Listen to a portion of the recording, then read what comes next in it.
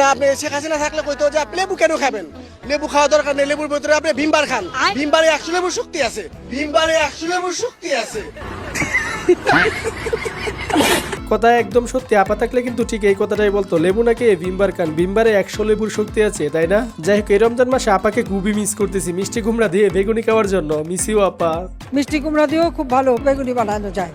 Hello everyone, আজকের ভিডিওটি একটু অন্যরকম হতে চলেছে, কারণ আজকে আমরা দেখাতে চলেছি রমজান মাসের শুরুতে ঘটে যাওয়া বাঙালিদের অস্থির সব কর্মকাণ্ড, যেগুলো দেখে আপনি 100% হাসতে বাধ্য হবেন। সো ইচ্ছা মতো মজা নিতে পুরো ভিডিওটি দেখতে থাকুন। আর যারা আমাদের চ্যানেলে নতুন তারা এখনই চ্যানেলটি সাবস্ক্রাইব করে ফেলুন। তাহলে চলুন শুরু করা যাক। উঠুন, জাগুন, সেহনি খাওয়ার ব্যবস্থা করুন, নিজে জাগুন, অন্যকে জাগিয়ে তুলুন। উঠুন, সেহনি খাওয়ার ব্যবস্থা করুন।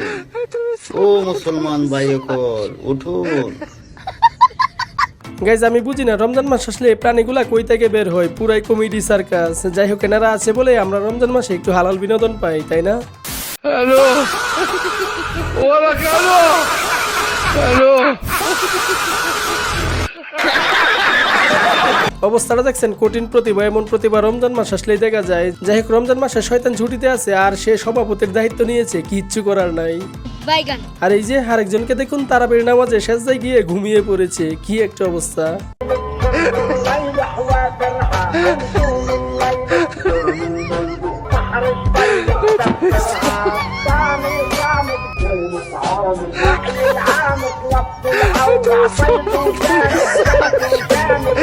তবে যাই বলেন, পাশের লোকটা কিন্তু অনেক ভয় পেয়েছে, বেচারার মনে আতঙ্ক সৃষ্টি হয়ে গিয়েছিল, কি না কি হয়ে গেছে।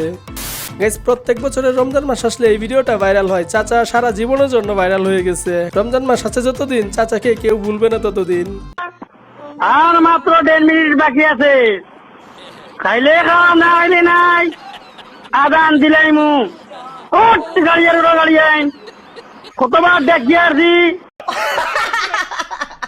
চলেন এবার দেখে আসি কিছু ডাব চুরদের। আসলে কি বলবো, শয়তান যখন ছুটিতে যায় তখন দায়িত্বটা মনে হয় এদের হাতেই দিয়ে যায়। এই বছর তারা বিশেষে কারে গাছে উঠাবো, প্রতি বছর যারে উঠাইতাম সে এখন নেতা।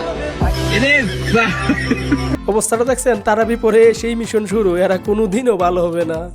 প্রথম রোজা, প্রথম ডাব, সাকসেস, সাসি মাফ করে দিও, হেলতাছি ডাব, খুব মজা। আহা, কি ইমানদার বান্দা, চুরি করে আবার মাফও চাই। এখানে বিষয়টা এমন হয়ে গেল না কুরবানির উদ্দেশ্যে গুরু চুরি করার মতো।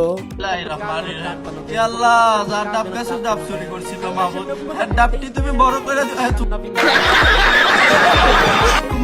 গাছটা তুমি বাসায় রাখো গো মাবুদ, যাতে পরবর্তী সময় আবার ডাব খাইতারি। আল্লাহ কাইটা লাগবে। ইতরগুলো আর ভালো হলো না, চুরি করে আবার মজাও করে, এদেরকে আল্লাহ তাআলা হেদায়েত দান করুক। এই যে রমজান মাসে কারা কারা এসব মহৎ কাজে লিপ্ত আছেন, কমেন্টে হাত তুলতে পারেন। আমি জন্ম নিবন্ধন করতে যত কষ্ট হইছে, আমার মনে হয় না আমার জন্মইতে এত কষ্ট হইছে, আমার মনে হয় না আমার জন্মইতে এত কষ্ট হইছে। কথা কিন্তু খারাপও বলে না, এটাই আমাদের দেশের বাস্তব চিত্র। কারণ বাংলাদেশে জন্ম নিবন্ধন করতে গেলে যে একটা হ্যাসেল পোহাতে হয়, বলার ভাষা নাই। যাই হোক, বেচারাকে নোবেল দেয়া হোক এত কঠিন কাজটি সম্পূর্ণ করার জন্য। আমি যে আইডি টিকটক করতাম, এই আইডিতে আমার বড় ভাই টিকটক করবে, এখন আপনারা বেশি করে ওকে সাপোর্ট করবেন। যাই বলেন, ভিডিওটার সাথে কিন্তু বাংলাদেশ সিন্ডিকেট ব্যবসায়ীদের চরিত্রের মিল আছে, না হলে জিনিসপত্রের দাম এভাবে বাড়ার কথা নয়, তাই না? ঠিক বলেছো। আর এখানে তেমন কিছু না, মসজিদের মুয়াজ্জিন মাইক চালু করে ঘুমিয়ে পড়েছিল, তারপর বাকিটা ইতিহাস।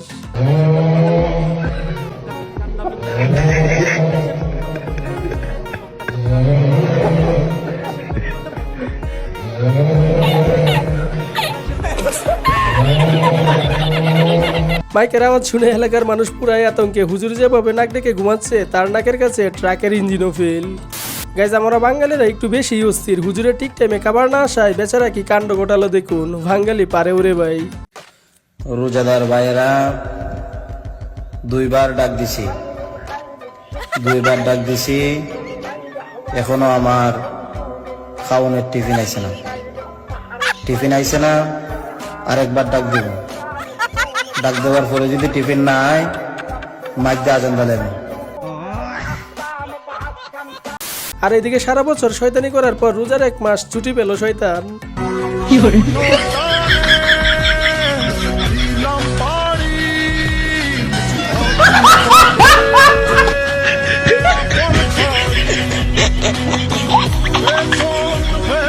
গাইজ অপেক্ষা করুন, আবার দেখা হবে আমাদের সাথে ঈদের দিন, তারপর আবার শয়তানি শুরু। রোজা রেখে গার্লফ্রেন্ড অথবা বয়ফ্রেন্ডের সাথে কথা বললে রোজা ভেঙে যাবে না। রোজা ভেঙে যাবে। অনেকে মনে করে রোজা ভেঙে যায়, কিন্তু আসলে রোজা ভাঙবে না। এর কারণ মুবতিলাতুস সিয়াম, রোজা ভঙ্গের যে সকল কারণ রয়েছে তন্মধ্যে এই কারণটা পাওয়া যায় না। এই হচ্ছে আরেকে তোর উল্টাপাল্টা ফতোয়া নিয়ে হাজির। ওর বাপটা দেখেন সামনে একজন মানুষ নয়, কিন্তু এমন একটা অ্যাক্টিং করতেছে মনে হচ্ছে তার সামনে লক্ষ লক্ষ মানুষ। যাই হোক, রোজা রেখে গার্লফ্রেন্ডের সাথে কথা বললে রোজা ভাঙে কি ভাঙে না, অভিজ্ঞরা অবশ্যই কমেন্টে বলে যাবেন।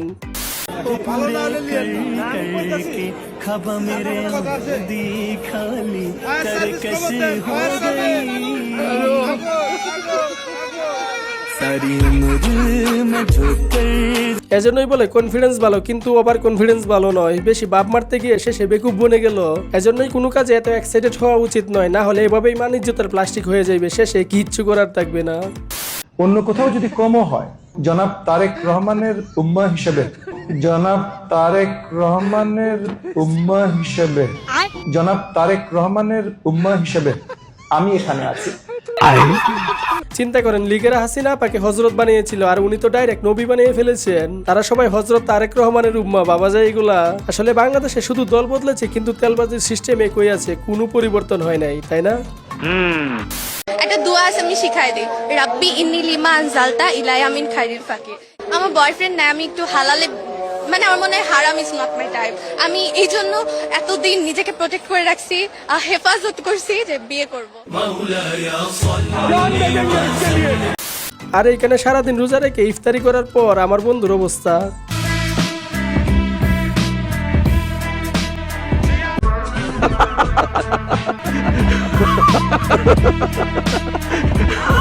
গাইজ আজকের মতো এই পর্যন্ত। আর ভিডিওটি যদি একটুও ভালো লেগে থাকে তাহলে একটি লাইক করে চ্যানেলটি সাবস্ক্রাইব করে পাশে থাকবেন, কারণ আমরা প্রতিনিয়ত এই ধরনের ভিডিও চ্যানেলে আপলোড করে থাকি। যাই হোক, সবশেষে ভালো থাকবেন, সুস্থ থাকবেন। ধন্যবাদ।